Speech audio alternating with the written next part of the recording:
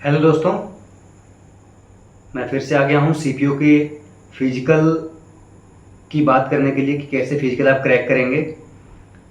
पिछले वीडियो में मैंने आपको बताया था कि क्या क्या सावधानियाँ आपको लेनी चाहिए, सावधानियों पर ध्यान देना चाहिए ताकि आप गलती ना करें फिजिकल से पहले, ताकि आप फिजिकल इजीली क्वालिफाई कर पाएँ। अभी आज मैं आपको ये बताऊँगा कि एक वीक का शेड्यूल क्या होना चाहिए और डाइट क्या होनी चाहिए और क्या क्या जो गलतियां हम जाने अनजाने में कर जाते हैं वो हमको नहीं करना है, उसके बारे में बात करूंगा आज। ठीक है, तो आप पेन और पेपर लेके बैठ जाइए क्योंकि जो मैं डाइट बताऊंगा उसको भी आप लिख सकते हैं और जो मैं शेड्यूल बताऊंगा, जो शेड्यूल होगा उसको भी आप कहीं पर नोट डाउन कर लीजिएगा। तो बिफोर हम इस बात पर आएँ कि शेड्यूल क्या होगा, डाइट क्या होगी, हाँ एक बात मैं आपको बता दूं कि आप जिस तरीके से भी तैयारी कर रहे हों, जहाँ भी तैयारी कर रहे हों, अगर आप कहीं पे तैयारी कर रहे हैं, आपका एक पर्टिकुलर तरीका है तैयारी करने का, तो वेल एंड गुड, उसको आप अच्छे से फॉलो करिए, स्ट्रिक्टली फॉलो करिए। देखिए मेन मकसद क्या है कि आपको अपना फिजिकल क्वालिफाई करना है, किसी भी तरीके से करना है। ठीक है, तो अगर मेरे से आपको कुछ फ़ायदा हो रहा है, कुछ लाभ हो रहा है, तो आप उस फ़ायदे को लीजिए, है ना। मेरी अगर इन्फॉर्मेशन से आपको कोई प्रॉफिट हो रहा है तो ऑब्वियसली उसको लीजिए। ठीक है, तो सीधा इस पे आ जाते हैं हम कि शेड्यूल क्या होगा। तो आप पेन और पेपर लेके बैठ जाइए, इसको लिख लीजिए। अभी देखिए, जो जनरल एक्सरसाइज जब हम शुरू जाते हैं ग्राउंड पे तो शुरुआत में क्या होता है, वार्म अप करते हैं हम। तो वार्म अप में आपको करना क्या है, जैसे मान लीजिए 400 एग्जाम्पल लेता हूँ मैं कि 400 मीटर का ग्राउंड है, तो आपको सबसे पहले तो वॉक करना है 1 राउंड, फिर आपको 2 राउंड जॉगिंग करनी है बहुत स्लो स्पीड में, ताकि आपकी बॉडी गर्म हो जाए। उसी में थोड़ा जंप कर लेना है, कूद लेना है, हाथ पाँव थोड़े खोल लेने हैं, उसके बाद रुकना है, थोड़ा बहुत स्ट्रेचिंग वगैरह करनी है। उसके बाद फिर आपकी मेन जो शेड्यूल है वो आपका स्टार्ट होगा। तो जैसे मंडे को लें, अगर हम मंडे की बात करें तो मंडे को आपको 1 किलोमीटर का जो है, 1 किलोमीटर का जो रेस है वो आपको 5 बार मारना है। जैसे 1 किलोमीटर दौड़े, 1 किलोमीटर के दौड़ने के बाद थोड़ा सा 2-3 मिनट का गैप लिया, फिर 1 किलोमीटर, फिर 1 किलोमीटर, फिर 1 किलोमीटर, ऐसे करते करते 5 बार आपको मारना है। उसके बाद लास्ट में कूल डाउन, उसके बाद घर आ जाना है। उसके बाद ट्यूसडे को आते हैं हम, 400 मीटर का 10 बार मारना है आपको, 10 रूट मारने हैं 400 मीटर के। फिर आता है आपको वेडनेसडे। वेडनेसडे को आपको क्या करना है, 2.5 किलोमीटर की रेस मारनी है। ठीक है, उसके बाद ABC ड्रिल्स वगैरह करनी है। ABC ड्रिल्स क्या होती हैं, आप आराम से यूट्यूब पे देख सकते हैं क्या होती हैं। ठीक है, इससे क्या होगा कि आपका शरीर जो है अच्छे से मजबूती आएगी शरीर में, तो जितनी मजबूती होगी उतना आप ताकत लगा पाएंगे रेस में। ठीक है, फिर आपका आता है थर्सडे। थर्सडे को आपका क्या शेड्यूल होगा, थर्सडे को जैसे मान लीजिए कि 400 मीटर ग्राउंड मैंने लिया है, तो वार्म अप करने के बाद अपना जब मेन एक्सरसाइज होगी तो 100 मीटर की रेस, फिर 200 मीटर की रेस, फिर 100 मीटर की रेस। ठीक है, यही रिपीट आपको करते करते ये आपको 10 बार, मतलब उस ग्राउंड के 10 चक्कर मारने हैं। ठीक है, फ्राइडे को क्या करना है, 400 मीटर की रेस 1.5 मिनट में, फिर 800 मीटर की रेस 3 मिनट में ट्राई करनी है, 800 मीटर की रेस 3 मिनट में, है ना। फिर उसके बाद 1200 मीटर की रेस आपको 5 मिनट में मारनी है। ठीक है, फिर 2000 मीटर यानी कि 2 किलोमीटर की रेस आपको 8.5 मिनट में मारनी है। ठीक है, फिर 400 मीटर की रेस 1.5 मिनट में मारनी है। तो ये आपका फ्राइडे का शेड्यूल है। फिर सैटरडे को आपको एक लंबी रेस पे जाना है। ठीक है, और कोशिश करिएगा कि आप रोड पर जाएं। ठीक है, लंबी रेस कितनी हो सकती है, 10 किलोमीटर तो मिनिमम होनी चाहिए। ठीक है, और कोशिश करिएगा कि 10 किलोमीटर से ज़्यादा ही दौड़ें आप, कम से कम 15 कर सकते हैं आप। ठीक है, और सैटरडे को शाम को आपको कुछ भी नहीं करना है। ठीक है, सैटरडे को केवल आपको एक लंबी रेस ही मारनी है बस। अच्छा, अब आते हैं कि शाम को हम क्या करेंगे। देखिए, अभी जैसे मैं ये मान के चल रहा हूँ कि अभी आपने जस्ट पेपर के बाद रेस शुरू किया है। ठीक है, आपको पता है कि 1.5 मिनट लगभग डेढ़ महीना लगभग हमको मिलता है टाइम, है ना। और 1.5 महीना मेरे ख्याल से इनफ है। अगर मैं बात करूँ, अगर आप मेरा ही शेड्यूल फॉलो कर लेते हैं, मेरा अगर शेड्यूल फॉलो कर लें आप, तो 1.5 मिनट इनफ है। आपका 20-25 दिन में आपकी रेस आ जाएगी, सब कुछ हो जाएगा आपका।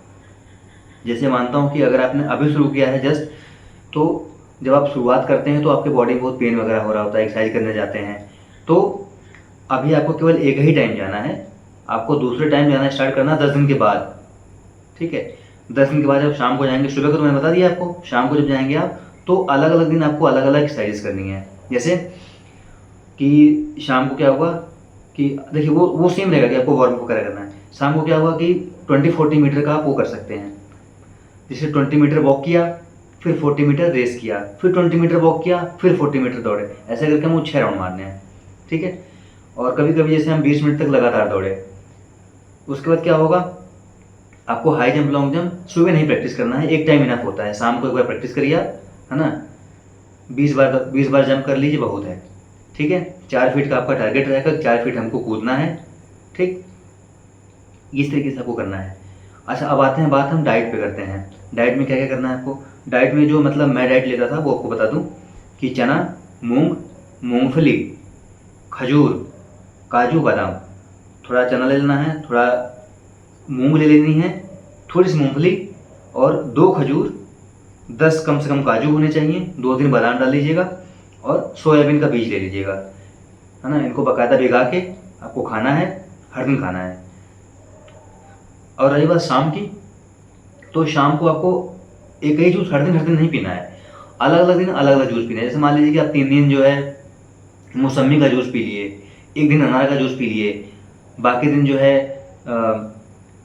बाकी दिन दूध पी लिए आप, इस तरीके से करना है आपको। और हाँ, बाकी जो इस दौरान आपको कभी कभी पनीर भी खाना है, जैसे 100 ग्राम ले आए और खा लेना है, शाम शाम को सब करना है, ठीक है। ये आप कर सकते हैं, शनिवार को कर सकते हैं आप, शनिवार को जैसे शाम को 100 ग्राम पनीर खा लिए आप, ठीक है। जिस दिन रेस मारनी है उसके एक दिन शाम को आप चॉकलेट वगैरह खा सकते हैं, क्योंकि देखिए रेस भी आपको इस तरीके से करनी है कि आप कंपटीशन में रेस दौड़ने जा रहे हैं, इस तरीके से आपको रेस मारनी है, ठीक है। बाकायदा ध्यान लगा के टाइमर लगा के तब मारना है आपको, ठीक है। अच्छा, कुछ चीज़ें आपको ध्यान देनी है, जैसे कि प्रॉपर कूल डाउन होना चाहिए, हर एक्सरसाइज के बाद आपको प्रॉपर कूल डाउन करना है ताकि आपकी बॉडी जगड़न में ना आ जाए। जगड़न हो जाती है ना अगर हम कूल डाउन नहीं करते हैं तो। अच्छा, जैसे आप एक्सरसाइज करके आते हैं, घर पे आते हैं, रूम पे आते हैं, जैसे जहाँ भी आते हैं, तो गुनगुना पानी लेके हाथ पाँव धुलना है उससे, उसके बाद बाकायदा सरसों का तेल से हाथ पाँव में लगा के रेस्ट करना है, बाकी आपको जो काम करना है वो करिए आप, ठीक। अच्छा, सपोर्टर आपको पहनना ही पहनना है, सपोर्टर नहीं पहनेंगे तो क्या होता है कि जैसे हमको कई लोग को दिक्कत ये हो जाती है कि जैसे मान लीजिए ऊबड़ खाबड़ पैर कहीं इधर उधर पड़ गया हमारा, ठीक है, तो उससे क्या होता है टेस्टिस वगैरह में दिक्कत आ जाती है, टेस्टिस वगैरह फूल जाते हैं, या फिर मान लीजिए चोट वगैरह लग गई, है ना, गिर गए, चोट लग गई तो टेस्टिस फूल जाता है, तो सपोर्टर उनसे बचाता है। अब मान लीजिए टेस्टिस में दिक्कत आ गई तो आप फिर आप दवाई तुरंत कराते रहोगे, फिर आपका टाइम खराब होगा।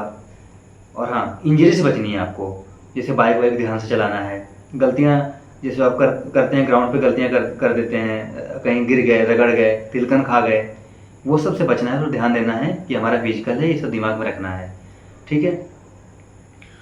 क्योंकि अगर एक बार इंजरी आई, इंजरी एक मेजर रीजन होता है कि जो कि फिजिकल में बाधा बनता है। इंजरी आई तो आप अपने फिजिकल एफिशिएंसी टेस्ट से उतने बाहर होते चले जाएंगे, ठीक है। ये तो मैंने शेयर कर दिया आपका। अच्छा, अभी मैं देख रहा हूँ कि कुछ बच्चों के अंदर डिलेमा भरा होगा, जैसे कुछ बच्चे क्या होता है हिंदी मीडियम से स्पेशली जो होते हैं उनके मान लीजिए कि उनको लगता है कि यार मेंस में नंबर नहीं आ पाएंगे मेरे, प्री में नंबर कम है ना, तो अगर मैं फिजिकल गया तो ड्रीम पोस्ट तो वैसे भी नहीं मिल पाएगी, तो क्यों ना फिजिकल छोड़ दूँ, इससे अच्छा मैं सीजीएल की तैयारी करूँ। देखिए यहीं पे गलती नहीं करनी है, ये गलती नहीं करनी है आपको, फिजिकल जाना है। मुझे लगता है कि 4200 ग्रेड पे की नौकरी सीपीयूस लेनी ज़्यादा आसान है एज़ कम्पेयर टू सीजीएल, ठीक है। ये मेरा पर्सनल ओपिनियन है, आप इससे डिसएग्री भी कर सकते हैं, ठीक है। या फिजिकल जाइए, वहाँ पे रेस वेस मार के आइए, पूरा देखिए बाकायदा, ये आपको अगली बार में हेल्प करेगा। नहीं तो कुछ बच्चे जो आरबीएफ एसआई का एग्ज़ाम देने वाले हैं उनका फिजिकल होगा तो उसमें हेल्प करेगा। अगर वहाँ पे आपका कॉन्फिडेंस बना रहेगा तो आरबीएफ एसआई में उतना ईजिली आपका ये क्रैक होगा, ठीक है, इसका फिजिकल, क्योंकि इसका भी मेरे ख्याल से सेम ही है पूरा पैटर्न।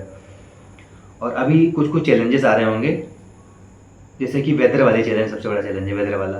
अभी क्या है, ये अभी मौसम ऐसा है कि बरसात हो जा रही है तो ग्राउंड भीग जाता है, तो आप अपनी तैयारी को कंटिन्यू करना है और रोड पे दौड़ना है, ठीक है।